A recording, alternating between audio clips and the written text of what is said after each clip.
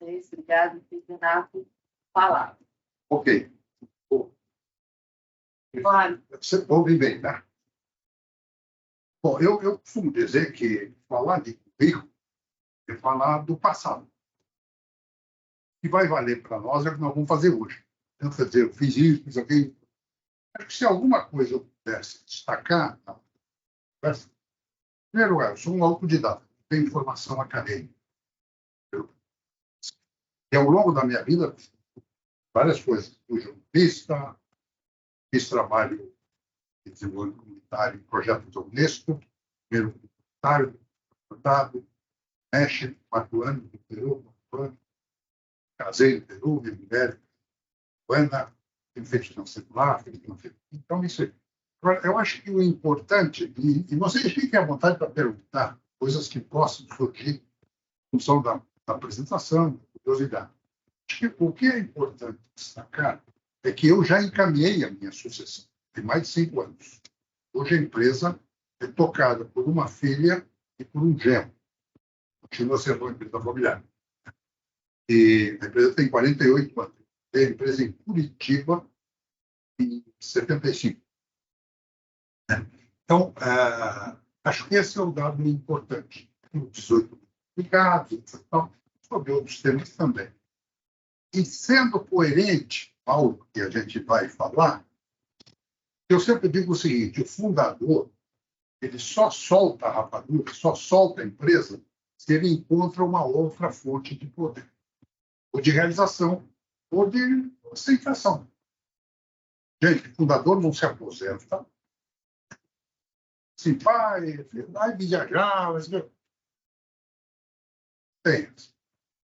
Então, quando eu me afastei, eu criei um programa, já tinha um pouco de ideia, então, criei um programa sobre longevidade, um programa de preparação de executivos para a aposentadoria. O programa que a gente faz, a gente é contratado pelas empresas, e aí não é só a empresa familiar, várias multinacionais, Cargill, vários clientes, porque a gente cria um programa exatamente para preparar o executivo para o processo de aposentadoria. Né? Para muitas pessoas, a aposentadoria, embora seja curioso, é um desejo, um dia que eu me aposentar, no dia seguinte, perde o sobrenome corporativo. Vira ex. Ex, eu digo que é pior que vice, porque vice serve para alguma coisa, ele não serve para nada. Entra em parafuso. Casos de depressão, suicídio, separações conjugais. Na pandemia, a gente pôde perceber isso, porque houve muita gente voltou para trabalhar em casa. Então, é um tema interessante. Estou dizendo que longevidade é um dos desafios do século XXI, que nós estamos aumentando a longevidade e diminuindo a natalidade. Então, vejam, já hoje começa a haver um movimento de tentar manter pessoas que já estariam na véspera do tempo, ainda mantê-los dentro das organizações. Porque não tem gente qualificada, mais jovem, etc. Então, é um tema. Esse é outro tema, evidente, não é o tema da nossa conversa hoje. Uma próxima vez. Exato. Mas eu diria para vocês, é um tema realmente interessante, um tema que a mim me entusiasmou, etc. Eu sempre conto, só para vocês terem uma ideia, eu tenho um livro sobre esse assunto. Então, vocês não, com certeza, não lembram. No tempo da Gazeta Mercantil, saiu um anúncio que era muito simbólico. O anúncio era um anúncio de um executivo que se aposentou e diz assim: troco a tranquilidade do meu sítio pelos problemas da sua empresa. O título do anúncio. E aí o corpo do anúncio diz assim: fui um alto executivo, me aposentei e vim para o sítio, que era a coisa que eu mais desejava na vida. Só que não aguento mais. Estou louco para voltar para uma empresa cheia de problemas. E ele conseguiu.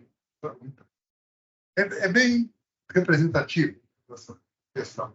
Também devo destacar que, em geral, as figuras masculinas têm mais problemas, porque as figuras masculinas focam muito a carreira. Se foi bom pai, bom marido, etc. Né? Já as mulheres, por terem uma visão mais ampla, além da carreira, têm continua sendo mãe, continua sendo esposa, participa da sociedade, dos filhos, etc. Tem uma participação, tem vários papéis que desempenha paralelamente. Então, é só para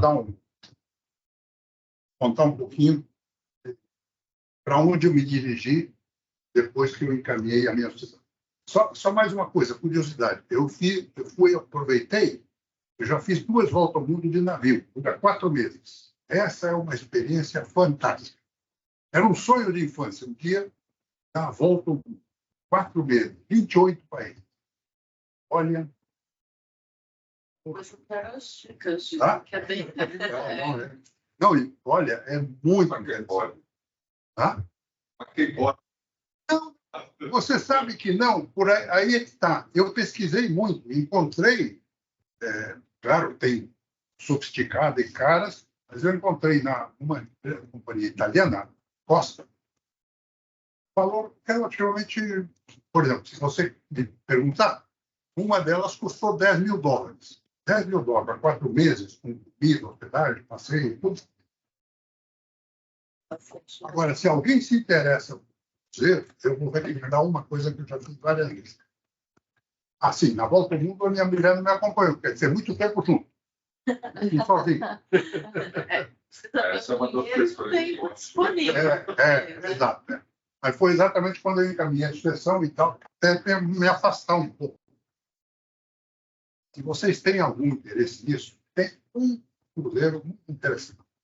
Os navios que vêm fazer a costa brasileira, quando eles terminam, eles voltam para a Europa e essa ida, você só tem a ida de navio, mas é 15 dias de viagem, muito interessante para toda a costa brasileira, depois vai na Europa, às vezes faz pedaço de África também. E esse é muito barato porque é o retorno de uma perna só. Claro, depois você pega um avião. Mas é uma sugestão. A minha visão de cruzeiro é muito pragmática. É o hotel andando com você. Você embarca lá, tem volta ao mundo de avião, etc. Mas você chega em cada lugar, tem que fazer imigração, não sei o quê, hotel. No avião você está ali, vai, passeia, anda. E passei por países, olha, países realmente interessantes, o Índia, né? Austrália, e por aí. Boa dica para os fundadores também. Boa dica também para os fundadores que estão querendo passar o bastão. Não, eu sugeriria algum. Aos fundadores, tem uma coisa muito interessante que sugeria. Vejam que eu estou afastado do tema, né? Mas uma coisa que eu sugeriria, e aí já começamos a falar um pouco da empresa familiar. A empresa, eu já trabalhei com empresa familiar do México, em vários países da América Latina. O Brasil tem uma característica muito interessante. A maioria dos nossos fundadores são imigrantes ou filhos de imigrantes. Entre a Primeira e a Segunda Guerra, por exemplo, basicamente vieram para cá italianos, alemães, libaneses. Não sei se vocês sabem, por exemplo, o Brasil tem mais libaneses que no Líbano. Incrível. Então, é uma coisa muito interessante. E isso, quando a gente olha a empresa familiar, eu me interesso muito pela história. Por exemplo, eu lembro de um cliente veio da Grécia, começou como feirante, de repente construiu uma rede de supermercado. Aqueles casos típicos. E é curioso porque quando você levanta a história, muitos justamente pegam e levam os seus netos para conhecer o lugar de onde ele veio. Isso é muito interessante, porque muitas vezes os netos já conhecem o avô naquela situação, carro importado, mas como ele chegou lá, não sabe. E por isso não valoriza o que está recebendo, tanto do ponto de vista patrimonial quanto do ponto de vista de legado. Hoje tem vários filmes, séries aí que tratam disso. Mas só para colocar esse exemplo específico, ele, o filho, eu diria sempre que ele é um produto híbrido, porque ele tem na casa a cultura grega que foi preservada.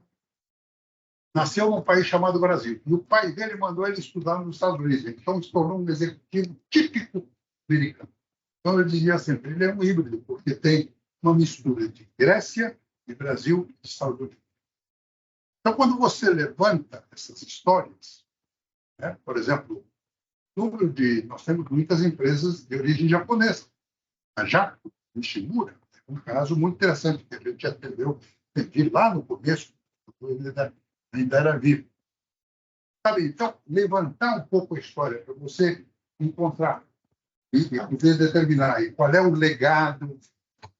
Porque a questão não é só o patrimônio que ele deixa, é a questão do legado. Né? Digamos, por exemplo,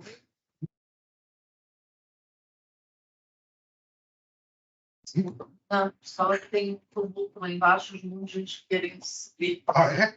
Quer que espere? Não, vamos prosseguir. Tá bom.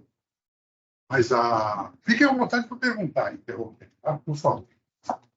O fato é o seguinte, de fato, a gente, por exemplo, eu estimulo muito a escrever a história do empresário e publicar livros. Não é para divulgar, para torná-lo, não, é para que realmente isso fique como um registro para as próximas gerações. Porque é muito comum isso, né? Quer dizer, o neto diz, na época do vovô era fácil. Fácil coisa nenhuma, é que ele não sabe o que aconteceu naquela época. Não tem uma visão histórica ou a própria história do seu fundador. Eu vou fazer uma introdução falando do que eu tenho chamado de que os grandes desafios da empresa familiar no século XX.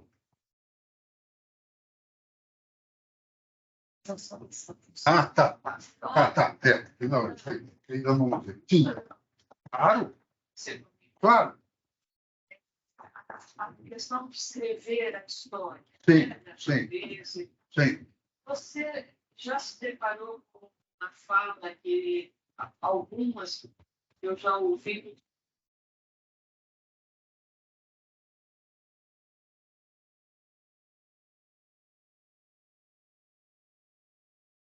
Sim. Você já se deparou com isso? Sim. Não, inclusive, eles acham que isso é uma vaidade. Pois é. Mas, na realidade, eu gosto muito, eu atendia,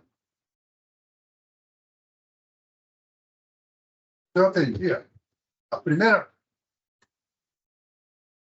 coisa que eu faço quando encontro um fundador, me conta a sua história. E a história dessa pessoa é uma coisa incrível. Você imagina um sujeito que saiu lá do meio de uma guerra. Eu escrevi um artigo recente, porque saiu uma pesquisa recente sobre os imigrantes que estão chegando agora, que não são nem imigrantes, venezuelanos, haitianos, etc. Não. Você sabe que grande maioria, principalmente das mulheres, está se tornando empreendedoras. Pela barreira do idioma, por uma série de questões que o mercado não assimila. Agora, é interessante isso. Empreender é algo que até hoje eu vejo que o mundo acadêmico não aborda. Né? Dá regras técnicas, copia currículo americano, etc. Mas não aborda essa questão.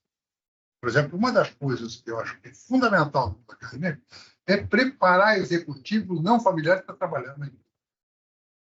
Aliás, deixa eu só ter um retrato aqui de vida. Quem aqui, só para eu me situar, quem aqui é membro de uma família empresária? De uma família? Levanta a mão, por favor. Quem aqui não é de família, é executivo de uma empresa familiar, ou seja, executivo não familiar, mas que trabalha numa empresa familiar? E os que são vinculados à empresa familiar, quem é segunda geração? Tem alguém de terceira geração aqui? Opa, legal. A quarta? Pois é. Não. Nós temos... você sabe que o meu último livro que eu escrevi sobre empresa familiar foi a história de empresas com mais de 100 anos que ainda pertencem à família fundadora. Isso é muito raro, hein? Você pega Bombril, Chocolate Garoto, série de empresas que já não pertencem à família. As 5 empresas que estão lá mencionadas, livro, é Gerdau, a Ipioca, Cedro Cachoeira, que é uma indústria têxtil de Minas Gerais, a Sul América, que é uma indústria financeira, ela se desfez agora da parte de convênios médicos, mas continua na área financeira, e uma que eu não sei que vocês já ouviram falar. Para mim, me causou uma curiosidade danada. Na rua Florencio de Abreu, tem uma lojinha de ferragem chamada Casa da Boia. Tem 120 anos. É de uma família de origem armênia. Esse é um museu, inclusive. Um dia que você passar por lá, vale a pena. Uma história interessante. É uma empresa pequenininha. Eu procurei isso exatamente para que não dissessem, não, é só grande empresa. Não, empresa pequena e se mantém familiar e sobrevive. Okay? O tema é fascinante. Para mim, é um tema fascinante. Veja, o que eu estou dizendo que são os desafios do século XXI para uma empresa familiar? Primeiro, aumento da longevidade. Nós estamos vivendo um aumento da longevidade. Então, o que acontece com muitos fundadores? 70, 80 anos, não quer soltar, não tem alternativa. E aí você tem filhos de 40, 50 que não têm espaço, porque o pai... temos vários casos. São que são os príncipes Charles. Exatamente. Ele não solta, ele não permite o espaço para que os filhos possam assumir. Vou falar mais do fundador. O segundo aspecto que a gente está vivendo, vocês sabem disso, é que está havendo uma transformação dos modelos familiares. Outro dia eu li uma pesquisa, não me perguntem quais são, e nos Estados Unidos pesquisaram 46 modelos de família diferentes. Eu não consigo passar de 2 ou 3. Mas a família está numa transformação muito grande, né? Questão de gênero, questão de casais que levam uma vida completamente diferente, etc. Isso é interessante. E isso, evidentemente, impacta também nas empresas familiares. O terceiro, falei da longevidade, falei da família. O terceiro aspecto é a tecnologia. Agora, com a inteligência artificial, esse negócio está virando sério. Por quê? Porque um dos problemas que ocorre muitas vezes nas empresas familiares é que algum membro da família expõe, através da internet, algum conflito da família e ele vira público, uma coisa que é da intimidade da família. Então, uma das coisas que está se discutindo em protocolos são exatamente algumas dessas questões. Okay? Então, vamos lá. Alguma pergunta até aqui? Você sabe como é que fala suspenso em chinês? Tchan, tchan, tchan, tchan. Ó, eu costumo dizer o seguinte, nem todo empreendedor vira empresário. O empreendedor é um sujeito de mérito porque ele cria uma coisa. Ele, do nada, sabe, você pega as histórias da maioria dos nossos fundadores, são pessoas que realmente começaram do nada e criaram um patrimônio, criaram uma imagem, etc. Por quê? O empreendedor, ele não percebe que a obra dele se torna maior que ele e não solta. O empresário é aquele que percebe que a obra que ele criou está se tornando maior que ele e ele tem que soltar. Então, é o que eu digo aí. O empreendedor é aquele que constrói, o empresário que perpetua a obra. Parte desse desafio depende do compromisso da família em se tornar uma família empresária. Então, o grande desafio que nós vamos conversar aqui é aquilo que eu falei ao longo do tempo, é como é que você prepara uma família para se tornar uma família. Porque não é só a questão do patrimônio, não é só a questão da riqueza. Não, é como é que você faz com que um membro de uma família entenda que o que ele está herdando não é só um patrimônio, ele está herdando um vínculo à sociedade, com os irmãos, etc. Isso tem que ser desenvolvido, construído. Esse é um trabalho importante. Okay? Então, vamos lá.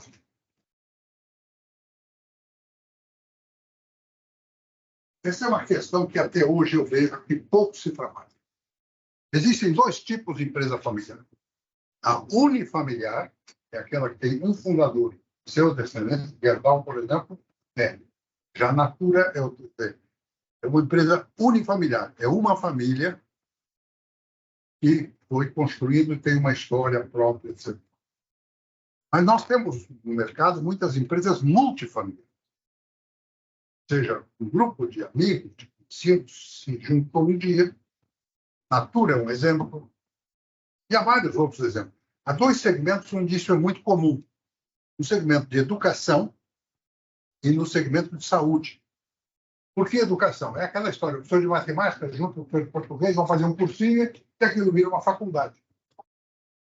E não tem um dono, tem um conjunto de sócios que construiu aquilo com base nas suas competências. No segmento de saúde é a mesma coisa.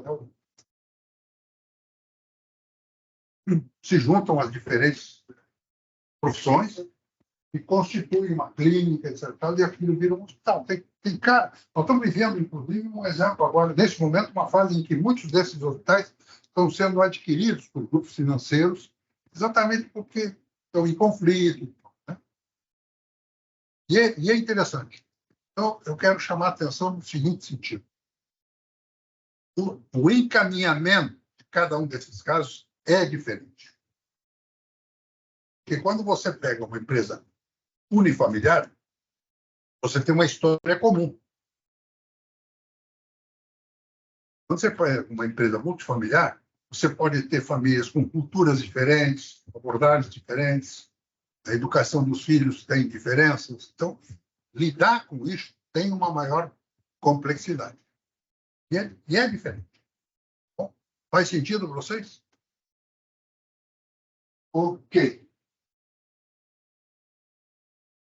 Então, nós temos alternativas para continuidade. Uma empresa pode ser de controle familiar e gestão familiar. Pode ser, não tem nenhum problema nesse sentido.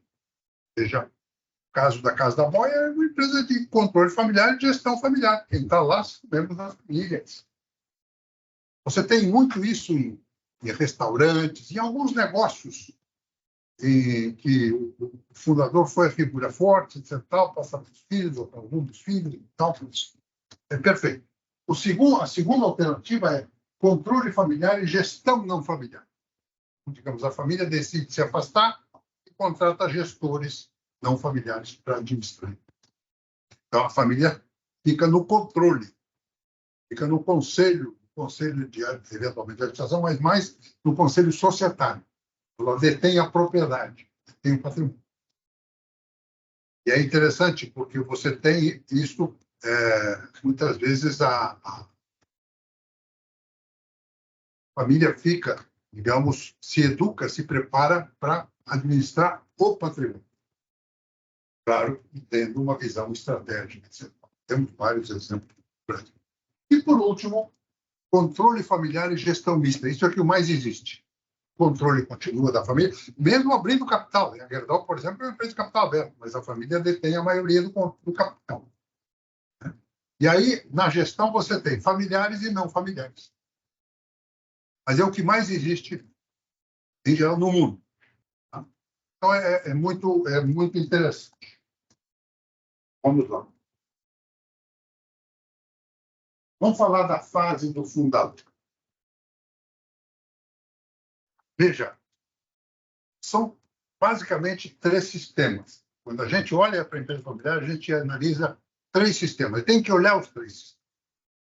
O sistema família, o sistema patrimônio e o sistema empresa. Quando eu digo patrimônio, ela pode ter uma empresa e ter outros patrimônios. Em geral, tem outras propriedades, fazendas, vários outros investimentos.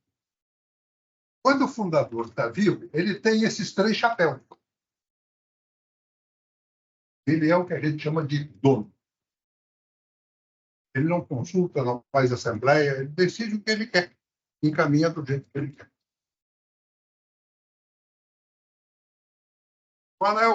Quais são alguns desafios aqui?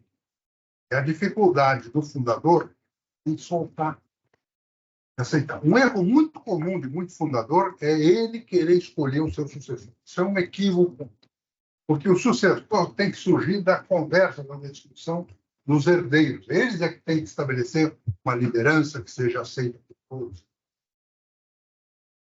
Outra coisa importante que eu já mencionei, o fundador somente se afasta se encontrar realmente uma outra atividade, alguma outra coisa onde ele continua disputando de poder e tem visibilidade, tem reconhecimento. Um exemplo que eu gosto de citar é o que foi vice do Lula, José de Alencar. Lembram dele? Ele só soltou a empresa para o filho quando ele foi para a política e foi vice do Lula. Vocês lembram que várias vezes ele saía lá do hospital, filho brasileiro, pai, sei lá, ele tinha câncer. Estava sempre se superando, incrível. 3 meses depois que ele saiu do poder, morreu.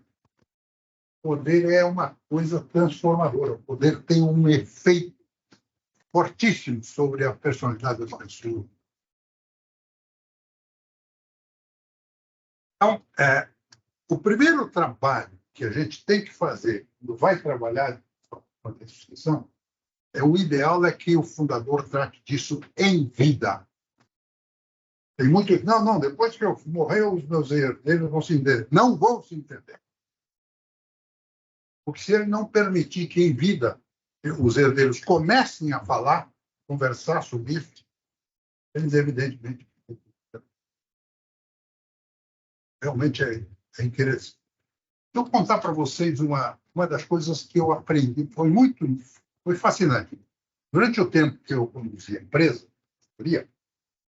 nós fizemos 2 missões para visitar empresas familiares na Europa. E aí vocês vão pensar, por que Europa e não Estados Unidos? Porque nós não temos um fundador americano, nós temos um executivo americano. O fundador, o alemão, o italiano, o sírio, o libanês, japonês. A maioria dos nossos fundadores. E aí, essa questão da sua história é extremamente importante.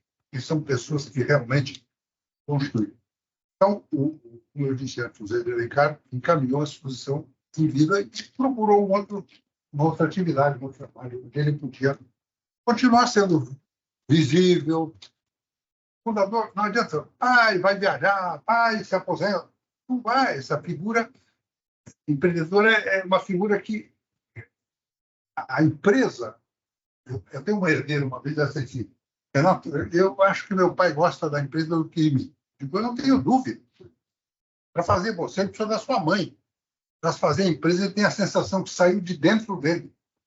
A relação do indivíduo com a sua criatura, com a sua obra, é uma coisa muito forte. E muito cheia de emoções, etc. Então, é um processo delicado. Ele se afastar, soltar, se ele não tiver alguma outra atividade, ele realmente não solta. E aí vem aquilo que eu já falei. Você tem filhos de 40, 50 anos que não têm espaço, que estão ainda sob a tutela do pai. Sem falar que tem fundador que mistura o papel de pai, quer dizer, ele é um pai que educa seus filhos para serem muito dependentes, seja financeiramente, seja emocionalmente. Quando não, ele quer escolher a parceira, o parceiro, filha, ele cria uma dependência financeira, não dá autonomia. Que são figuras muito, muito fortes. Então, eu ia contar, vou contar, um episódio que eu estava começando. Nós fizemos 2 vezes missões para visitar empresas familiares na Europa. Na Alemanha, na Itália, em vários países. E aí, eu confesso para vocês que aquilo valeu a viagem. A gente chegou na Itália, numa empresa, num banco, empresa familiar, em Biella, na região do Piemonte italiano, Banca Sella, que está na 14ª geração. Não é a empresa mais antiga, tem empresa na Ásia, no Japão, você tem empresa mesmo na Europa. Aí tem lá um historiador da família e tem um museu da família. E aí eu perguntei para o historiador, me conte, como é que vocês conseguiram chegar a 14 gerações? Gente, ele me deu uma resposta que, para mim, como eu disse antes, valeu a viagem. Ele disse assim, na nossa família, há mortos que estão vivos e vivos que estão mortos. Olha que coisa.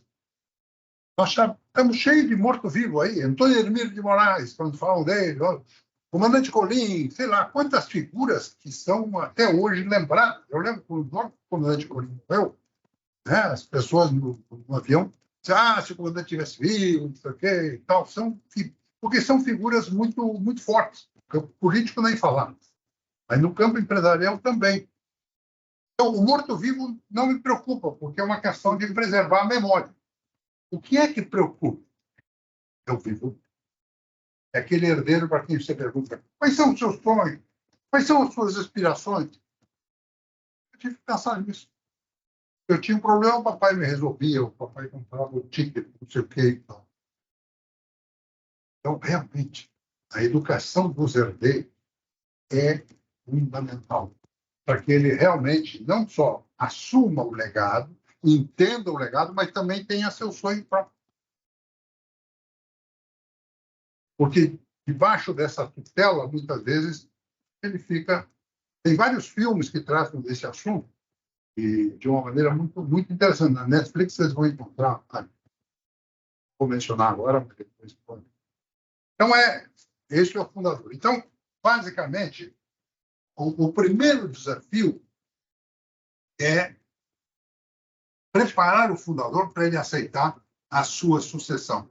E vejam, falar de sucessão não é falar de morte, não. É falar de continuidade.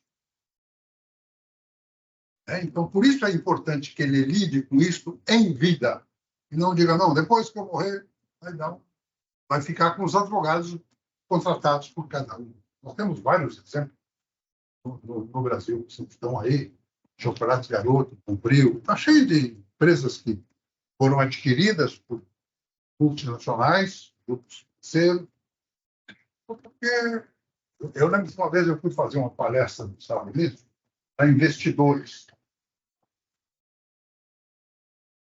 E aí eu vi lá um documento deles e dizia, embaixo tinha algumas empresas brasileiras assinaladas, familiares. Aí embaixo diz assim, recomendamos aguardar um pouco mais porque tem perspectiva de conflito familiar. Ou seja, nós vamos comprar mais lá. O fundador vende, herdeiro que não se entende são comprados. É diferente. É uma pena, uma lástima fazer isso. Está fazendo sentido para vocês a conversa? Ok. Então vamos em frente. Então, vejam, quer dizer, ele, na realidade, esse sistema família, sistema patrimônio, sistema empresa, ele é o patriarca da família, senta na cabeceira da mesa, simboliza uma opção de coisa.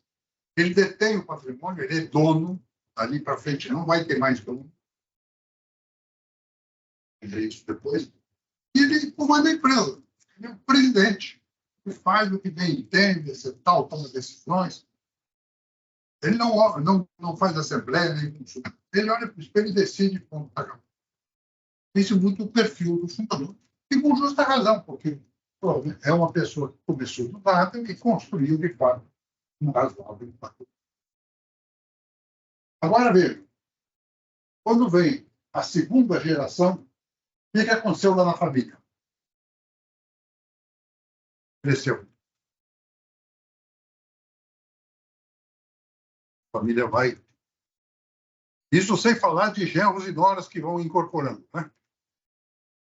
E tem que trabalhar genros e noras também, hein?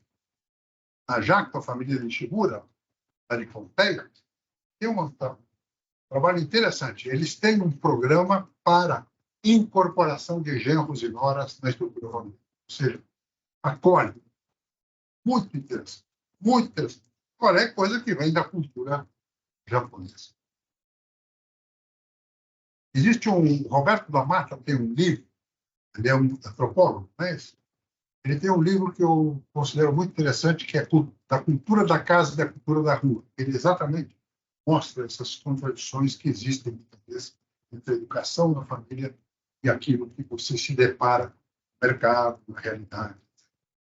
Então, você tem, em primeiro lugar, uma, de certa maneira, atomização da família. A família vai crescendo. Sem falar, por exemplo, em casos de fundadores que têm filhos fora do casamento, têm segunda núpcias, coisas do gênero. Isso é cada vez mais comum. Não, exatamente. Por exemplo, uma figura que eu conheço, aliás, eu admiro muito, Maurício de Souza. Considero o nosso Walt Disney uma figura carismática, sedutora. Tem 10 filhos de 3 mães diferentes. Vocês imaginam conciliar tudo isso?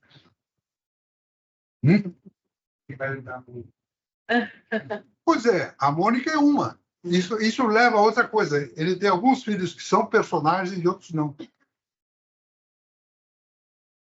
Não, imagina a complexidade. Né? Eu tenho muito receio, às vezes que eu conversei com ele, eu tenho muito receio de que a obra dele possa se perder exatamente na segunda geração, porque são mães, só para dar um detalhe, o último filho, ele com a empregada da casa. Então, quer dizer, isso mostra as diferenças culturais, etc. A que hoje é a esposa dele, é uma missei. E os filhos, inclusive, são os que herdaram dele o traço, são os que mais respondem e fazem o traço. É uma figura muito emblemática. Ele criou, tem princípios e valores incríveis. Então, na estrutura familiar, você tem uma ampliação. E, de acordo com aquilo que eu falei antes, a estrutura familiar é uma das que está em transformações no nosso momento da sociedade. O segundo aspecto é que o patrimônio começa a se pulverizar. Não tem mais dono. Se acompanhar a história do Abílio Diniz, por exemplo, é brilhante executivo, vai para sócio, brigou com os irmãos, brigou depois com a sociedade que fez atos financeiros, quer dizer, é uma figura brilhante, mas ele é um executivo. Então, na sucessão, do ponto de vista patrimonial, tem que entender o seguinte: o capital ou a propriedade se pulverizou. Não tem mais dono. Então, independente de proporções ou participações diferentes.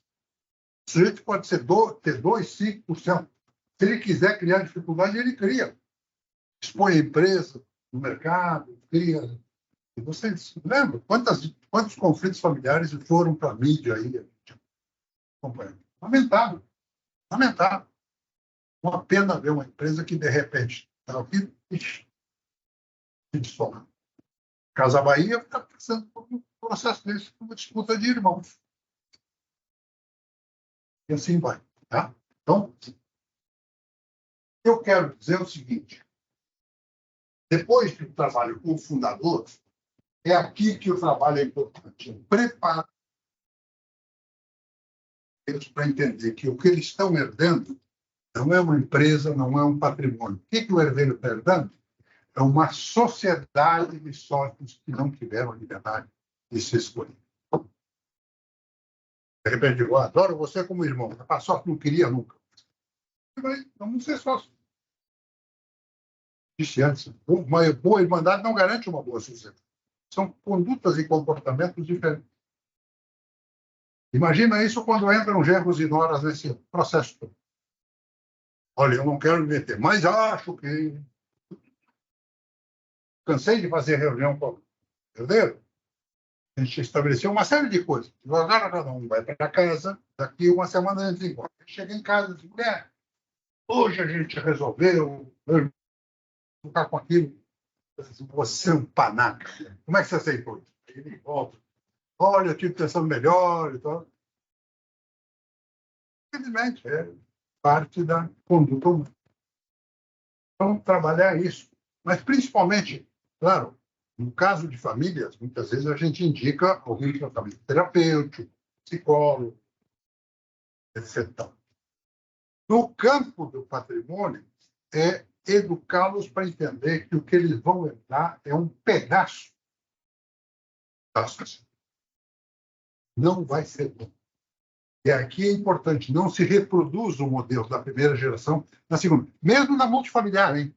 Porque na multifamiliar, o que aconteceu? Os sócios se escolheram. Construíram uma sociedade entre eles, de sua maneira, com suas competências, etc. Nenhum modelo da primeira geração é transferido para a segunda. Não é. Ele pertence... Cada geração é uma nova sociedade. E, claro, é complexo porque, por exemplo, quando você tem uma empresa multifamiliar, nem todos morrem no mesmo momento. Então, às vezes, você tem casos que um morreu, aí vem a viúva, vem o herdeiro, e começam as complexidades das relações. Eu digo sempre, colocando um raciocínio muito simplista, o herdeiro tem que entender que é como se ele fosse na Bolsa de Valores e ele comprasse ações. Ele se tornou um investidor. Ele começa a controlar a ação, se valoriza ou não. No caso da empresa familiar, ele não comprou, ele herdou. Mas o raciocínio é o mesmo. Eu tenho que acompanhar, então ele tem que ter uma formação financeira, tem que ter uma formação mercadológica, tem que entender um pouco a complexidade da empresa e do mercado. Okay? E na empresa a mesma coisa. Quer dizer, não dá para, por exemplo, uma coisa que é muito comum, às vezes, quando tem competição, é dividir 2 presidentes. Logo, logo tem a equipe do A e a equipe do B, e aí começa isso. Agora, não é o fundador que vai indicar, não é. Não, isso tem que surgir no processo. O trabalho, depois do fundador, como eu disse, ele começa exatamente com a reunião da família, que a gente começa a discutir isso. E quando eu digo reunião da família, põe a viúva lá também, não deixa ela, não exclui ela. Isso é muito comum. Minha mãe não sabe de nada. Não sabe de nada, mas ela joga, do ponto de vista emocional, com as suas preferências. Tudo isso pesa. Então, preparar, da mesma maneira que o fundador, a viúva ou a esposa do fundador, tem que participar desse processo. Sim.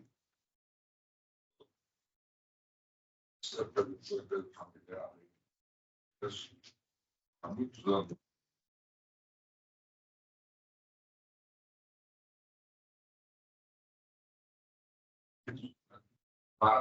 Perfeito. Eu me lembro da expressão que calor.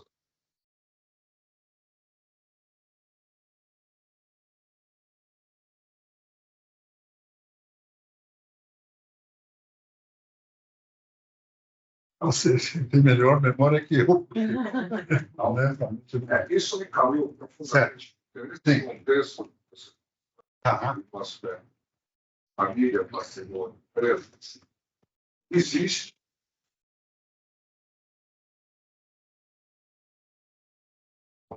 entendimento que normalmente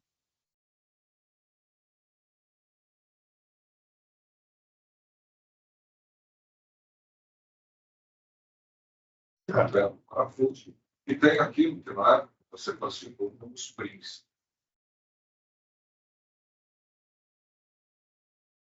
Outra situação, sabe? E dentro desse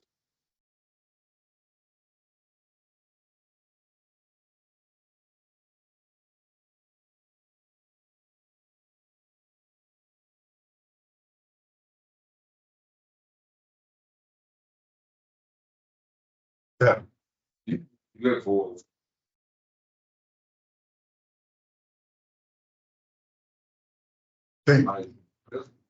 uma das empresas foi efetivamente um fracasso.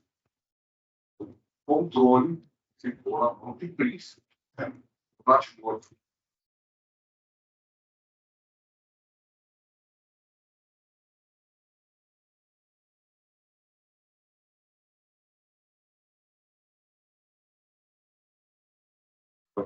Uma empresa de 14 gerações, durante esse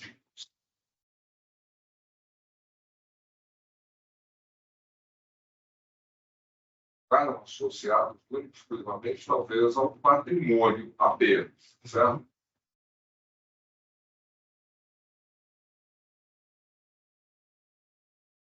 Normalmente deverá estar ligado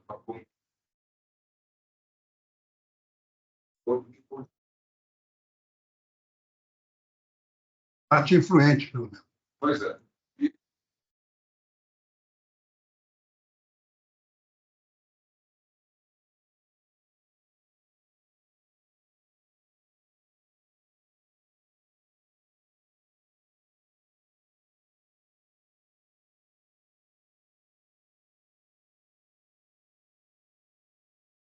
A empresa não vai. Né? É efetivamente.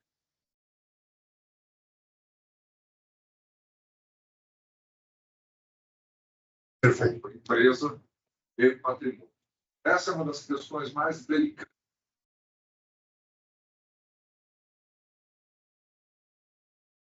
Depois que você define uma. Então,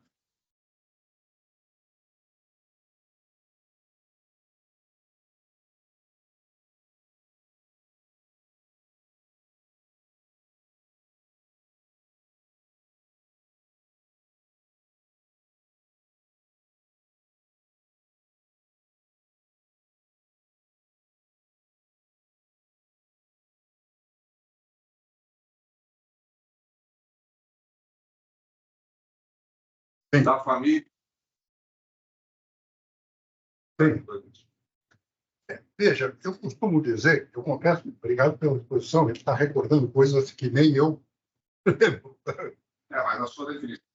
Não, okay. Para quem está mal vestido da situação. Veja, eu diria o seguinte, o preparo dos que estão fora da gestão é tão importante quanto de quem está na gestão.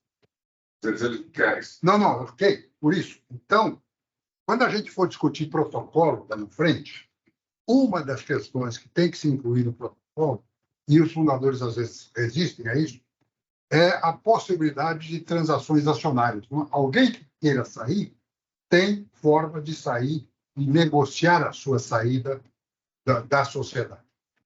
Agora, deixa eu dizer, você sabe que o que mais me assusta, o que mais me preocupa, são os herdeiros que não têm um projeto de vida, independente de estar fora ou não.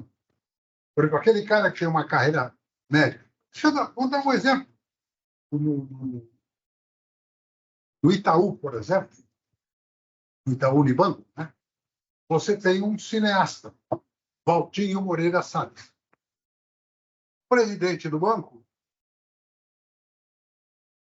Moreira Salles. Isso? Era o irmão dele. É o irmão dele. Era e é. Eu costumo dizer o seguinte, quanto mais brilhante cineasta ele for, melhor acionista ele vai ser. Porque a realização dele se dá através do papel dos... Então, ele tem uma visão de acionista. Ele tem que estar preparado, e ele tem preparado para ver se o irmão está agregando valor ao patrimônio, etc. Então, isso que você está colocando realmente corre muito. Né? O problema, muitas vezes, é que os fundadores redigem documentos impedindo saídas ou coisas do gênero. Tá?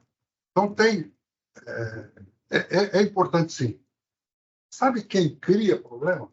É aquele que não tem um sonho, que não tem um objetivo. Não tem. A Milu Vilela, no caso do Itaú, é uma detentora de um patrimônio significativo. Agora, quando você fala de Itaú, você fala da família Setúbal. Então, ela aceitar, por quê? Porque ela tem um papel no mundo social, na moção de coisas. Então, quer dizer, quem realmente vai criar problema não é só quem está fora. É quem está fora e não tem um sonho, uma realização, ou seja, não consegue ter um projeto de vida, seja ser médico, seja construir alguma coisa. Outra coisa que a gente recomenda, e é interessante, eu me lembro de uma empresa europeia que tem lá um fundo para iniciativas dos herdeiros. Iniciativa de criar negócio. Agora, com alguma condição. Não é criar negócio que seja dependente, não é? Realmente. Então, isso que você está colocando é um assunto que precisa ser muito discutido entre os herdeiros. E a intervenção do fundador, às vezes, é muito perigosa, porque ele, ou às vezes, está no chapéu de pai, ou está no chapéu de dono, de perpetuador do patrimônio, e ele acha que ele tem a solução. Só que ele tem uma solução com base no modelo dele, e não da diversidade da identificação que o patrimônio vai surgir. Mas não é o fundador que enxerga.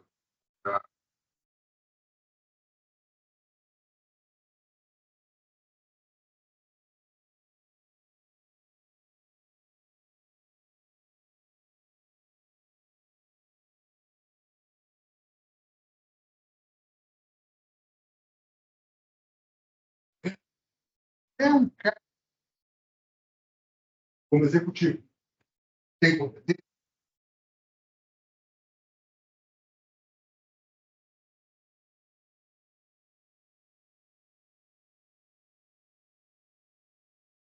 Caminho que você tem e que ajuda muito é a estrutura de governança.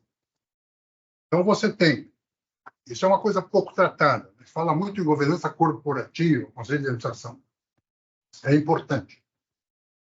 Na empresa, na Gerdau, por exemplo, tem um conselho de família, que é uma peça muito importante, que é o fórum onde a família discute as suas questões. Lá, discute a história, quem prepara as novas gerações. Você tem o conselho societário. Só que as lideranças para cada um desses conselhos, é uma liderança diferente do conselho de administração, por exemplo.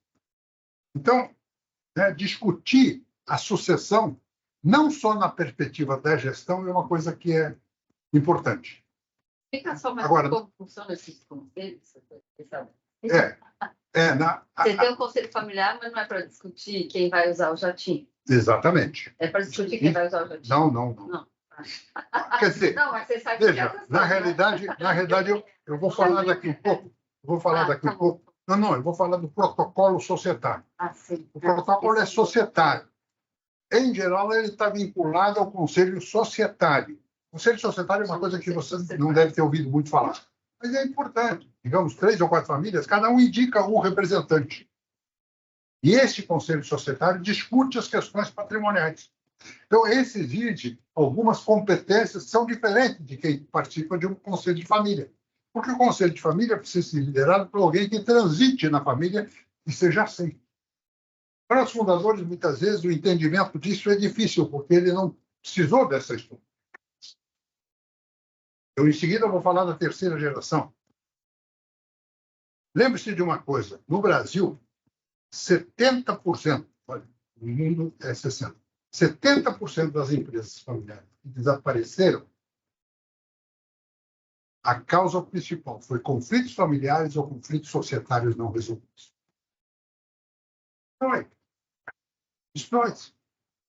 Isso que você está colocando é importante. Agora, tem que lidar com isso em cada família, porque as preferências... Você tem, às vezes, você falou, o cara prepara um sucessor, aquele... E aí, outra vez, entramos numa questão familiar. Filhos mais velhos, os últimos, os caçulas, tudo isso. Quer dizer, o caçula nasceu quando já tinha carro importado, viajava em primeira classe. O mais velho viveu uma vida mais difícil.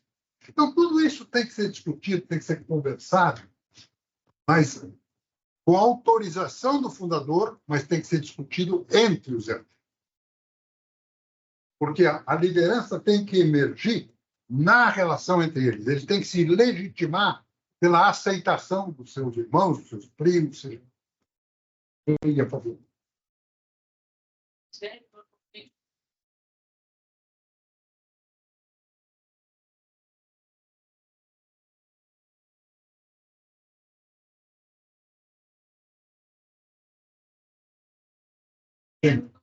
Situação.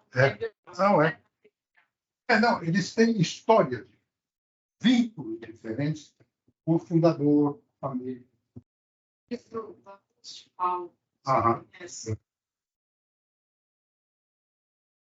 Suave, mas que nossa.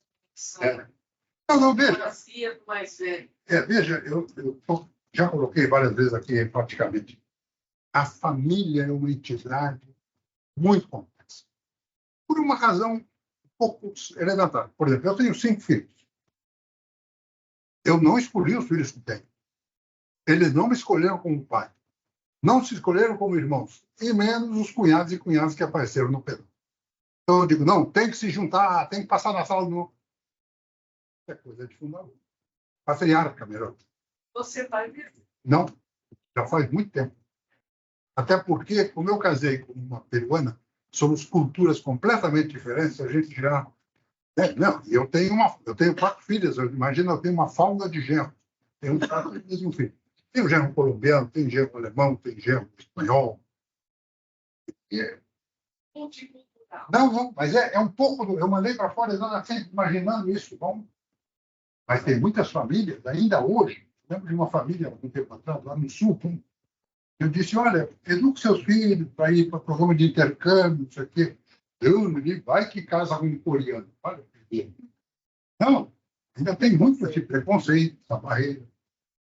E eu acho que tem uma riqueza muito grande nessa. Aliás, no Brasil, uma das coisas que eu já morei fora, admiro é exatamente essa diversidade.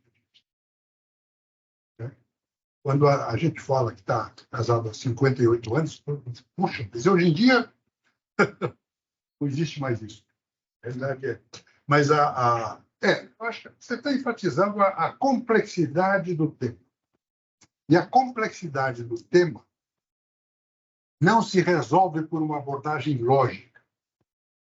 Ela tem que levar muito em consideração a história, as expectativas de cada um. Então, você imagina essa complexidade, o quanto ela aumenta na medida em que você inclui aí genros e nomes. Libertação dessas famílias, desses familiares, seria o caminho seria a depois de capital? Não. Vou lhe dizer uma coisa. No ano, não sei se você estava aqui, eu fui lá fazer uma palestra nos Estados Unidos para interessados em investir em empresas familiares. Dizia assim, que empresas recomendamos aguardar um pouco mais para ter perspectiva de conflito familiar. O grande problema é que quando se busca um sócio investidor, esse sócio investidor não tem nenhuma relação com a história. Ele tem uma visão financeira. E ele pode se tornar uma peça importante nesse jogo para, inclusive, acirrar as relações. O ponto é a busca de venture capital. Não. É abrir capital. Simplesmente vai para a bolsa e abre capital. E vende uma porcentagem da empresa e cada um faz o que entende com as funções. Olha, se a lógica... Que está preparado. Veja, esse é um passo que viria lá na frente. Né? Por exemplo, Gerdau levou anos para abrir capital. Mas a família continua tendo controle. Então, eu não estou dizendo que esse direcionamento deve ser evitado, mas tem que haver muito preparo da família para chegar a esse. Tá? Revelador, precisam de dinheiro para continuar. Ambos. Querem preservar o perpetual. Ambos, tanto a dor como o amor, podem ser um dificultador. Pelo amor que eu te tenho. Não, tem razão. Quer dizer, veja, aí é que entra uma coisa. Do ponto de vista analisado na perspectiva de uma certa lógica, tem N soluções. A questão é que eu, tendo lidado com esse assunto tanto tempo, nem sempre a lógica funciona. Por mais que você... Quer dizer, você tem que investir muito tempo preparando a família para esse processo. Seja de manter um controle, seja de admitir um novo sócio, seja de buscar... Tudo isso pode ser trabalhado. Por exemplo, a decisão de vender. A decisão de vender é extremamente complexa. Alguns querem, outros não querem, e por aí vai. Então, na medida que, como dizia lá o pessoal, na medida que começa a haver conflito, vai destruindo o valor. Mas faz sentido, você entende? O que eu posso só dizer para vocês é o seguinte, sendo lidado 48 anos com esse tema, as soluções às vezes aparecem quando você menos espera, de um caminho que nem sequer se considera. Agora, tem que ouvir, né? E o fundador muitas vezes com certeza é uma peça importante, mas ele tem que se tomar cuidado que o fundador tem soluções que funcionam na cabeça dele, porque ele era dono, sozinho, ou tinha lá 2 ou 3 sócios que ele escolheu. Na geração seguinte, é uma sociedade de sócios que não se escolheram. E aí tem preparo.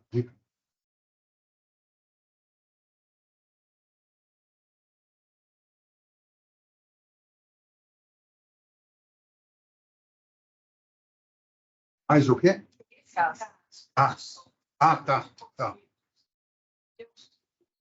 Tem os protocolos, objetivos. Sim. Seja agora que desencripta Sim. a porta. Não, o mais eficaz, quer dizer, é difícil dizer o mais, mas o que eu posso dizer é o seguinte: preciso investir muito tempo em diálogo, em preparo das pessoas para entender os seus papéis e as mudanças, a evolução que vai haver nos seus. Porque, como dissemos antes, né, você tem uma diversidade na própria família. Filhos mais velhos, filhos mais novos, situações, a esposa e as suas preferências, a mãe e as suas preferências. Tem que investir muita conversa, muita discussão para tentar conseguir que as pessoas, no mínimo, se abram e se disponham. E eu volto a dizer, você já levantou essa questão.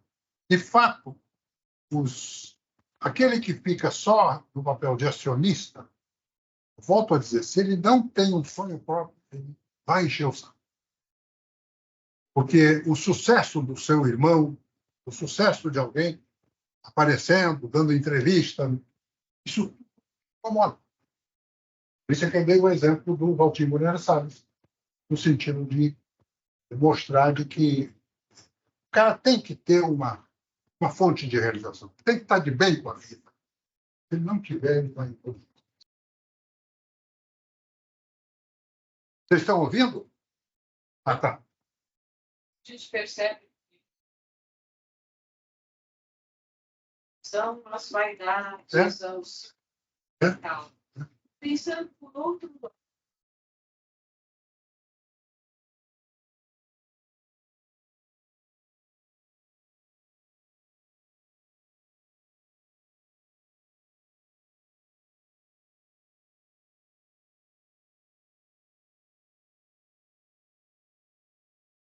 Depende muito da cultura. Depende da relação entre o patriarca e a matriarca, como eles educaram. E muitas vezes, esse tipo de família educa seus filhos para serem muito dependentes, seja afetiva, seja financeiramente, seja várias outras coisas. Então, resgatar essa história.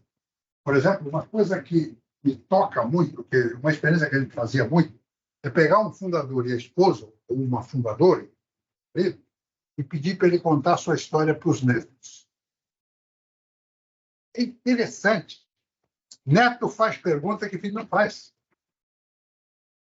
E pega o cara de surpresa. Eu gosto muito dessa experiência. Eu lembro de algumas experiências em que um neto saiu, sentou na cadeira do avô e disse: vô, quero um dia estar sentado aqui. Sabe? Então, É espontâneo. Tem que lidar. Agora, volto a dizer, eu não estou dando para vocês soluções, eu estou fazendo muito mais provocações do que soluções. Porque cada caso é um caso. Cada caso é um caso. E depende muito da cultura familiar, da origem, etc. Quem tinha levantado a mão? Renato, já teve algum momento nesses feitiços familiares calorosos, assim, que você teve que chegar para realmente para gerações, sei lá, segunda geração, que ainda tem essa pegada de segurar muito e educar os herdeiros como dependentes. E ter uma abordagem mais assim, olha, eu compreendo do ponto de vista que você está, tudo que você está fazendo, mas tem muitos problemas seus que só na terapia, e aí esse não é o escopo do trabalho. Porque como é que você chega para um cara de 50 anos e dizendo que, olha, os problemas que você está trazendo para cá são seus, não são de governança. Veja, isso vale, por exemplo, se pensar que precisa um advogado, o advogado tem que ter essa sensibilidade. Tem que entender, ele não vai defender A ou B, ele tem que procurar uma maneira, ele tem que ter uma visão de integração. Isso vale também no campo da psicologia. Uma coisa que dava muito é um filme, ou uma palestra, sem nenhuma, exatamente mostrando, por exemplo, terapia familiar, coisas do gênero. Mas você, imagina, tem que usar uma série de recursos. É uma abordagem multidisciplinar mesmo. Deixa eu andar, porque senão eu gosto, acho ótimo que tenha perguntas, né? Isso mostra interesse, mas eu tenho, não sei se eu vou cumprir aí todo o roteiro. Depois pode transmitir, deixa aí, pode transmitir para todos. Vamos falar um pouco sobre a terceira geração.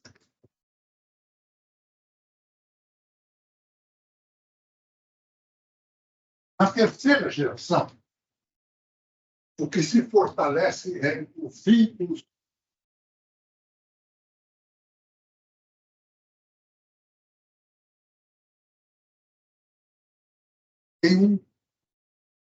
Tem um detalhe que é fundamental.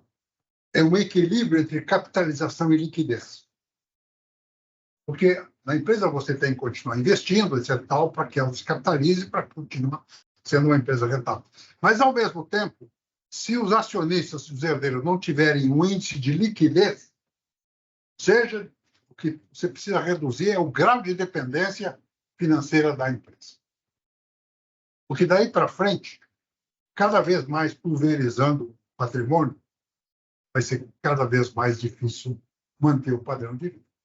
Claro, e aí outra vez entra aquela questão. Tem aqueles que são austeros, tem aqueles que são gastões, aqueles que gostam de aparecer, e tudo isso. Tudo isso vai emergir. Ok? O herdeiro da família, ele é pai de 3 filhos, o outro é pai de 8 filhos, e aí todo mundo quer manter o mesmo padrão, só que de 3 vai ganhar sempre mais. Exato. De 8 filhos. Não. A pulverização irregular é um desafio. Isso ocorre muito nas empresas multifamiliares. Aqui, ó, por exemplo, você tem, né? O fundador 1 tem 4 filhos. Uma situação diferente. O fundador tem 2, o fundador 3, 1. Alguém dirá, às vezes alguém diz, é melhor ter filho único. Pois eu vou dizer para vocês que eu atendi 3 casos de filhas únicas que tinham uma relação muito difícil com o pai, se afastou. Quando o pai morreu, assumiu a empresa, competiu com o pai morto, destruiu a empresa. Não é só uma questão de competência, sabe? Tem toda a questão emocional. É aquela coisa dos mortos-vivos que não podem. Ok? Gente,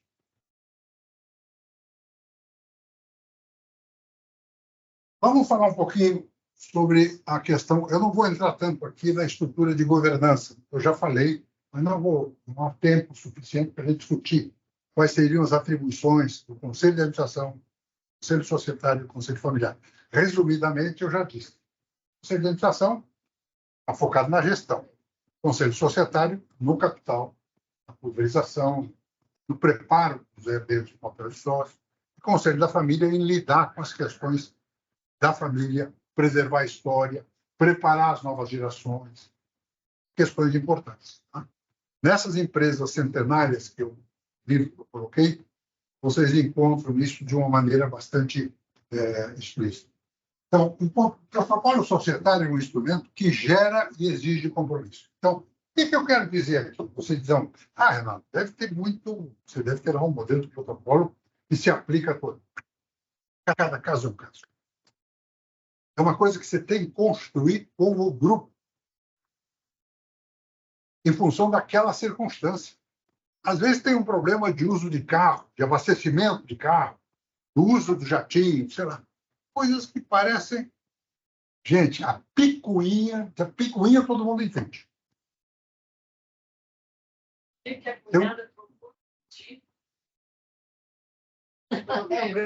um apartamento em Miami, tem uma casa na praia. Né? Pô, você levou um amigo lá e ele esculhambou a coisa. E é incrível, porque disso, em tese, todo mundo entende. Então, lidar com as picuinhas também é necessário. Regula direitos e deveres, representa a vontade das partes, né? Porque muitas vezes a gente termina uma reunião estabelecendo alguns itens do protocolo, eu digo, agora cada um vai para casa, conversa com a sua família e depois a gente se reúne. Chega em casa, surgem novidades, surgem abordagens diferentes, e na reunião seguinte tem que levar isso em consideração. Antecipa conflitos, isso é uma coisa importante. O protocolo deve já levantar algumas questões que podem não estar presentes hoje, mas podem surgir amanhã. Por exemplo, separações conjugais, coisas do gênero, né? Entre outras. Instrumentaliza a administração dos conflitos, regula formas de saída. Isso é uma coisa importante ser discutida. Se alguém quiser sair, como é que sai sem brigar? Sai brigando, eu já sei. Eu contrato um advogado, brigo. Não, como é que sai? Isso tem que estar discutido ainda quando há diálogo. Depois eu vou listar as coisas. Compatibiliza e regula interesses individuais, familiares, societários e da empresa. Por exemplo, o familiar sai candidato a vereador. Ele pode ou não pode? Ou é uma decisão que tem que ser submetida ao Conselho de Família? Não é, ele não tem aquela autonomia toda que imagina às vezes, né? Operacionaliza a formação dos acionistas, é uma coisa, quando a gente discute, é muito interessante. Quando você discute um protocolo, é interessante porque as pessoas dizem, putz, eu nunca pensei nisso, sabe? Coisas que você levanta. E requer atualização geracional, cada geração. Delicados, né? Então, por exemplo, sair na política e tal. E as questões que se referem, por exemplo, de um membro da família, drogadito, ou de um membro da família. Como é que você costuma conduzir, Renato? Veja, você está levantando uma questão. Hoje tem. Confesso a você que, ao longo da minha história, não me deparei muito com situações como essa. Embora existissem, né? Nós ficamos encobertos. Em geral, a família tenta encobrir isso. Agora, é difícil colocar uma questão dessa no professor. Ela pode gerar um pouco de visão preconceituosa ou expor a família. Okay? São questões, veja, vocês estão levantando questões. Vamos então ver os itens do protocolo. Visão e valores da família. É importante, né? Nós, como família, qual é a visão que nós temos? Por exemplo, a responsabilidade social, a contribuição a instituições da sociedade, é muito mais um compromisso da família do que da empresa, porque é do grupo controlador. Não é a empresa aparece, mas quem decide é a família como sócio. Vamos contribuir, vamos aportar, né? Tal patrimônio. Código de ética, condutas, família, empresa e sociedade. Temos que discutir isso. Questões éticas, questões do grau de exposição. Você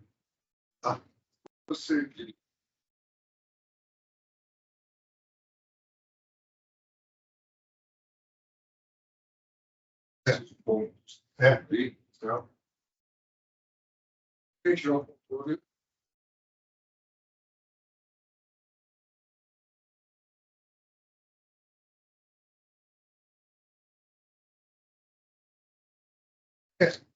Na realidade, o código de ética, em tese, nós estamos discutindo, ele é aplicado a todos os membros da sociedade. Né? Por exemplo, vai aparecer um item aí, negócios pessoais. Por exemplo, eu posso montar um negócio concorrente com a empresa? Tem que ser discutido. Eu posso montar um negócio ilícito? Eu posso usar o nome da empresa para minha... Eu digo que Pois é. o cara vai lá e monta. Não. Vale a pena. Não. Eu estou tentando fazer uma discussão antecipada sobre essa questão. Então, a pena será discutida. O que ocorre muitas vezes, eu já disse isso antes, é que quando a gente discute isso em geral, nunca foi conversado. Então, você pega meio de surpresa e levanta. E alguns dizem, o fundador não acha isso desnecessário. Mas entre herdeiros, Em geral, a atitude é mais ou menos assim: puxa, eu nunca tinha pensado nisso. Pois é, então vamos conversar. O fato é que o protocolo ele é um instrumento, eu considero um instrumento muito útil no sentido de antecipar questões antes que elas ocorram. Mas em caso de descumprimento, como ele Não, colocou, como é que pois é. a gente... Que finalidade? Não, tem no protocolo estabelece isso. Estabelece isso. Agora, não posso dar aqui exemplo. Pecuniária. Não. Tem várias abordagens, né? Várias abordagens. Pode ser pecuniária, pode ser. Passa no societário, por exemplo. Várias questões. Sim. Eu venho da segunda lideração. Certo.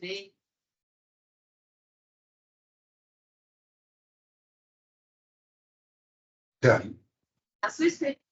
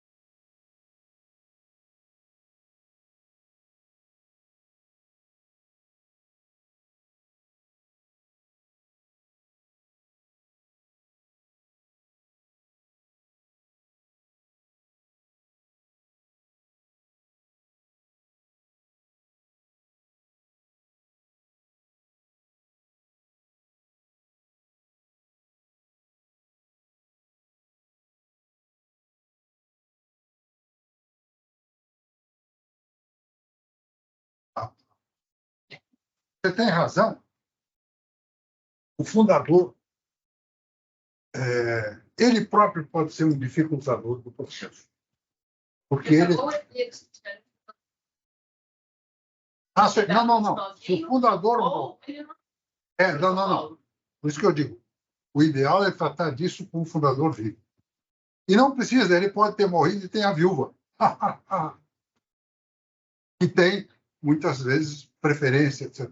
Por exemplo, um caso que eu acompanhei, quando o comandante Colim morreu, figura muito importante, pouco destaque teve, é a viúva dele, que foi fundamental na costura das relações entre os filhos. E mais ainda, ele tinha um filho fora do casamento. Ela lidou isso de uma maneira, olha, eu diria para vocês, genial, fantástico. E ela não foi lá por tapete vermelho, mas cuidou da relação com os filhos. Exato. Então, em muitos casos, porque você tem casos de sociedades, de empresas criadas por mulher. Aí a Magazine Luiza, caso de mulher, e tem outros. Então, vocês mulheres têm, às vezes, uma visão mais. Já viu alguém colocar?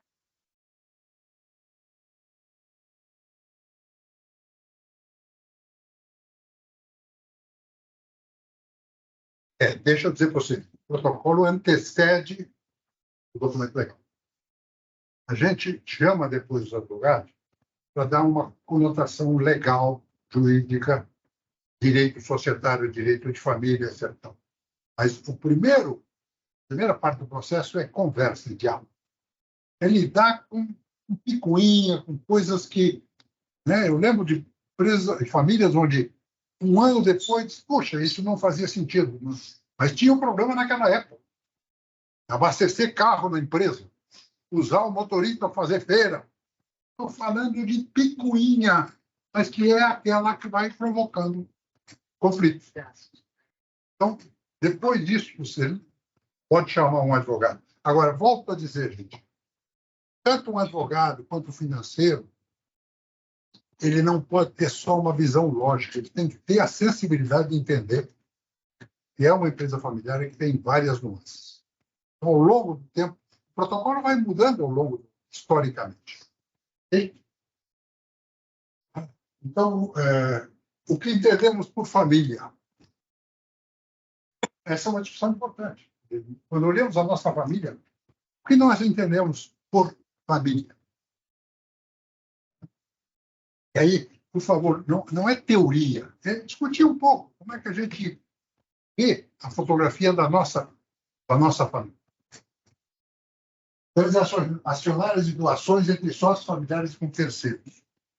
Olha o Isso dá item. problema também. Hã? Isso dá problema.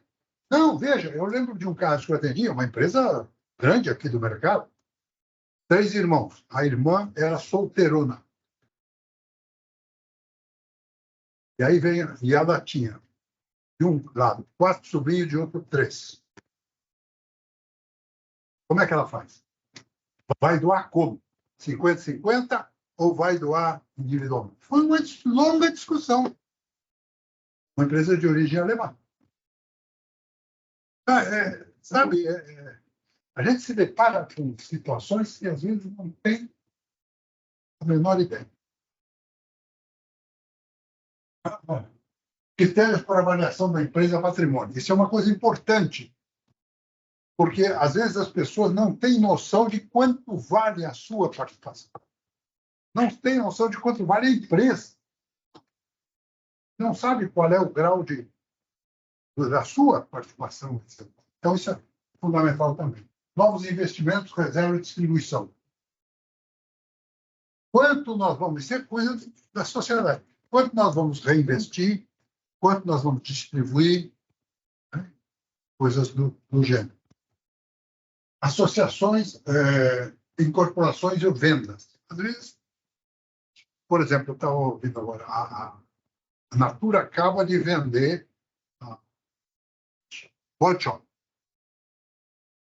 que foi uma aquisição lá atrás que consta que era um pouco a relação de um sócio com a fundadora da Body Shop. Tudo bem, mas aí está um exemplo de empresa que consegue lidar com essa questão, e é multifamiliar, consegue lidar com essa questão.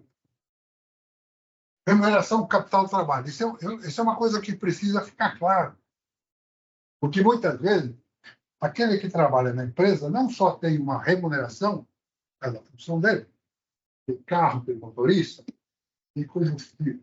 Quem está fora não tem. Tem que ficar claro isso. Senão, daqui a pouco, começa a dar atrito, essas coisas que todo mundo quer. Né? É um conceito que muitas vezes não... E isso também não tem uma relação que se baseia pelo mercado. Não. É o entendimento de que existe uma diferença. Uma coisa é a remuneração do trabalho, né? Ou seja, a remuneração do trabalho no sentido de que é salário, tem salários indiretos, tem benefícios. Pega um exemplo, plano de saúde. Aquele que está na gestão tem um plano de saúde, se estão fora não tem. Ou a sociedade cria um plano de saúde para todos. São coisas que valem a pena ser discutidas previamente. E tem a questão da family office, né? Sim, exatamente. E quando chega ao family office, você tem, inclusive, a questão de criar um investimento extra empresa da sociedade, onde tem alguma remuneração adicional. Né? Critérios para aposentadoria, entrada da carreira, promoção, saída, estágio, remuneração de familiares da empresa. Né? Promove-se um familiar dentro da empresa. O conselho societário tem que estar informado e aprovar isso. Senão, é um fator que pode causar conflito. Critérios para aposentadoria de familiares na empresa. Está mudando um pouco, né? Antes de 65, agora já está começando por alta longevidade, está se discutindo um pouco mais isso, porque tem pessoas que estão em condições de contribuir por mais tempo. Aposenta com quanto tempo? Em que condições? O que continua recebendo? Vai continuar recebendo plano de saúde? Ou ele simplesmente... Ele vai para o conselho? Que conselho? Por aí vai, né? Uso de bens, instalações, equipamentos e funcionários da empresa pelos sócios familiares. Olha, é um tema aqui. Eu pego o funcionário e peço para ele fazer feira para mim. ele faça compra, ele seja um motorista. Sabe?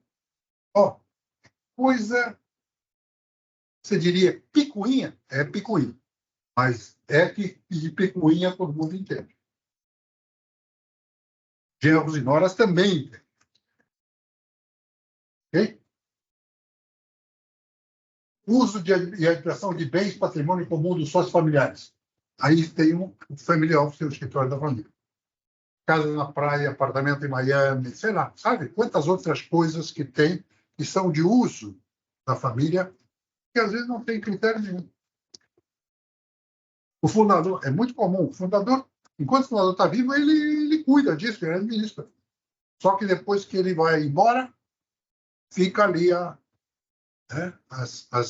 os conflitos potenciais. Uso e administração de bens, patrimônio comum dos sócios familiares. Liquidez para sócios e familiares. Esse é um tema, principalmente eu mencionei a partir da terceira geração. Que a tendência, como há uma pulverização, se a maioria é dependente da empresa financeiramente, isso pode representar uma perda de padrão. Tem os que têm reserva e os que não têm.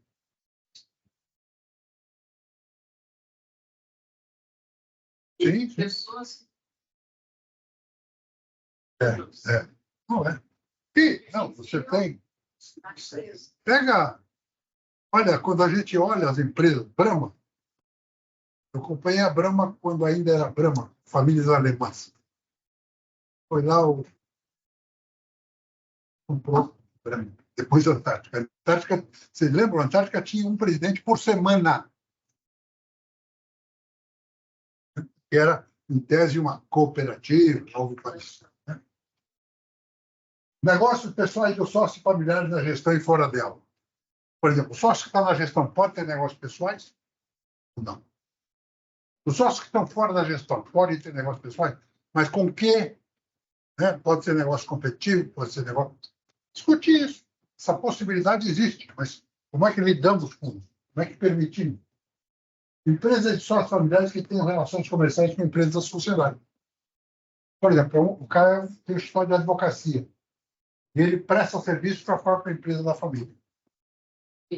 É um vínculo tão complexo quanto trabalhar na empresa. Como é que você despede o escritório de família, o escritório de advocacia, que é de um vínculo família? Vai tolerando, etc. Aval pessoal e garantia dos sócios a terceiros. Muitas vezes ele usa a proporção que ele tem como aval pessoal. Pode usar.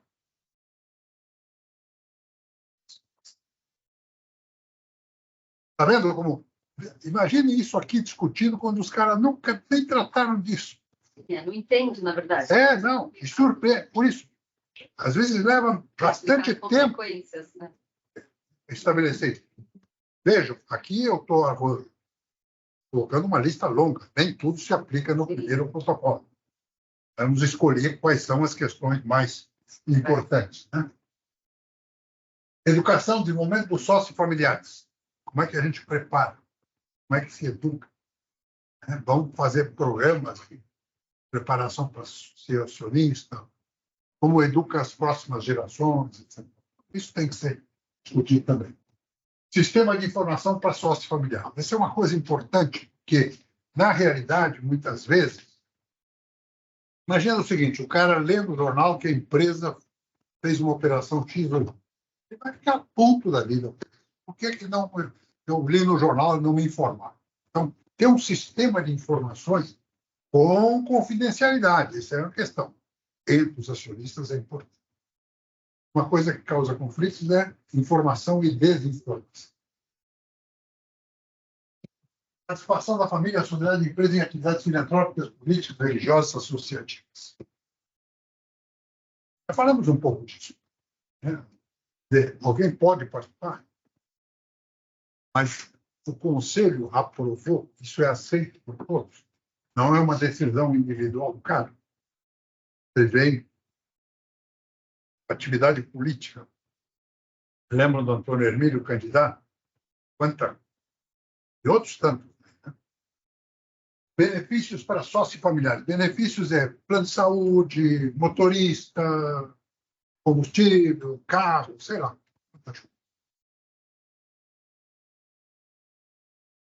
Segurança pessoal dos sócios e familiares. Implanta um sistema de segurança, se aplica a todos, na casa de todos, etc. Tal, abrange toda a sustentação. Conduta pessoal dos sócios familiares. Essa é uma questão que tem que ser muito discutida. Na medida que eu sou membro de uma família empresária e sou reconhecido pelo sobrenome, pelo vínculo, eu tenho que ter algumas condutas que sejam coerentes com o que é aceito. Não posso ficar me expondo, não posso ficar opinando, não posso ficar palpitando. É um prazer. Arbitragem e mediação de conflitos. É muito importante ter, né, o Consulado do Canadá temos aí algumas instituições que fazem mediação, etc. E tem crescido muito, inclusive, escritório de advocacia ou outras instituições que têm. Então, ao mencionar o protocolo, estabelece quem é que vai mediar um eventual conflito. Que seja aceito por todos. Sucessão na família, empresa e patrimônio. Veja, a sucessão não é só na empresa. A sucessão ocorre na família, ocorre na sociedade. Então, é um processo delicado, é um processo complexo, né? Porque as atribuições, o perfil, as capacidades, por exemplo, no Conselho de Família, nós temos encontrado muitas figuras femininas que têm mais habilidade em lidar com as relações. Prazos para revisão do acordo. Ok? Gente, tem mais itens aí. Só ficando aí. Isso aqui a gente usa muito, no primeiro momento, para apresentar. Depois, bom, quais são os pontos hoje que estão nos incomodando, que a gente já percebe que precisam ser discutidos e estabelecidos? Okay? Pontos para reflexão. O modelo de sociedade de uma geração não é transferido para a próxima. Já falei isso várias vezes. Cada geração é uma nova sociedade que necessita ser construída pelos seus componentes. Isso tem que ser discutido, não é outra vez a geração anterior estabelecer. Não basta profundizar a gestão da empresa, é indispensável profundizar também a família e a sociedade. Portanto, a empresa, se a família não tem essa visão de família empresária, a rentabilidade dos negócios pode não crescer na proporção do aumento das demandas quantitativas e qualitativas dos herdeiros.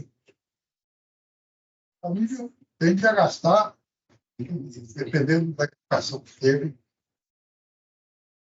os assuntos que precisam discutir muito com os herdeiros é a relação com o dinheiro e desde criança. Relação com o dinheiro. Isso não se aplica só. Qualquer família tem que. A rentabilidade do negócio. Nenhum modelo de gestão empresarial resiste à falta de um modelo social. A empresa pode estar. Os exemplos. E a geração em geral se vincula pelo trabalho. A partir da segunda, o vínculo será pelo capital. Pelo capital, pela história, vínculos afetivos. Mas um papel de sócio pelo capital.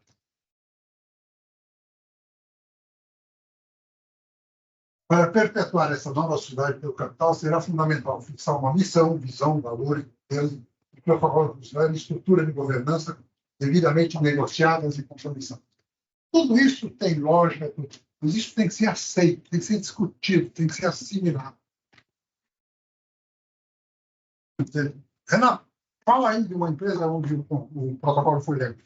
Não adianta. O protocolo tem que ser construído em função do momento que a família está vivendo, do momento em que a transição está ocorrendo. Se o fundador está vivo, não está vivo, etc. Idealmente, o processo sucessório deve ser tratado com a presença e compromisso dos fundadores livres e títulos. Isso é o ideal. Trabalhar nas empresas da família não deve ser a única alternativa a ser considerada pelos familiares. Isso tem que começar. Criança, educar para entender, pode procurar um sonho dele. Ser sócio. Um dos grandes desafios das sociedades familiares é conciliar sucesso coletivo. Você levantou. E, de repente, eu sou membro de uma família que tem uma empresa com uma imagem fantástica, só que eu mal resolvido. Eu tenho condição de encher o saco de quem vou para um jornal, faço uma declaração e lá vai. A empresa familiar tem futuro, mas nem todas as famílias e gerações têm vocação. O problema não é a empresa familiar, o problema é a família não ter. Os filhos não herdam as participações societárias com manual de instruções. Elas necessitam ser desenvolvidas em cada geração. Fundadores somente se afastam de suas empresas se tiverem um projeto de vida que envolva poder e condições para continuar sonhando e realizando. Já falei disso. Não descuidar do planejamento patrimonial e tributário é indispensável para perpetuar a riqueza. É aquilo, depois do acordo, do protocolo, advogado, quer dizer, todo o processo de amparo legal. Os ciclos de vida da família não são os mesmos dos negócios da sociedade. Tem vários casos. Né? O mercado muda, etc. Nós estamos vivendo momentos aí que isso que acaba de acontecer nos Estados Unidos com aquele cara do GPT. Nossa, ele voltou, né? Eu não sei ainda, estava uma coisa. Vi uma notícia ontem. Não, ele voltou. Pois é, mas vão afastar os conselheiros. Algumas empresas podem continuar a ser rentáveis, outras tornam-se apenas vendáveis. Para tornar-se uma família empresária, é fundamental ser uma família saudável. Veja, a família saudável não é aquela que não tem conflitos, mas é que lida com os muito ilusórios. Não, a família, essa idealização da família é uma coisa muito idealizada. Né? 65% das empresas que desaparecem no mundo têm como causa principal os conflitos familiares não resolvidos. No Brasil, 70%, já mencionei. É importante criar e manter na família uma cultura de liberdade individual, das escolhas. Quer dizer, não dá para tolher, submeter. Alguns fundadores trabalham em excesso na empresa e por longo tempo seus filhos já nascem cansados e desmotivados. Isso é muito comum. Meu pai foi um pai ausente, não quero isso para mim. E pesa. Bom, perpetuação. Criar riqueza, gerar dividendos e valorizar o patrimônio, visão comum, orgulho de pertencer à família, ao negócio, valorização do coletivo, negócio acima dos interesses pessoais e empreender. Gerar empreendedores a cada geração. Não é fácil na família empresária gerar empreendedor, porque ele, às vezes, se acostumou com o bem bom. Bom, aqui estão alguns livros. Cartas do João Verdeiro, Como criar, manter e sair de uma sociedade sem brigar. Família, negócio à parte. Empresas brasileiras centenárias. Esse é o último que eu escrevi. Ok.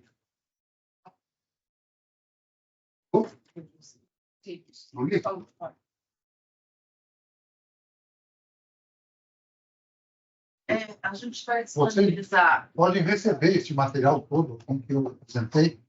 Vou deixar aqui impresso e em papel.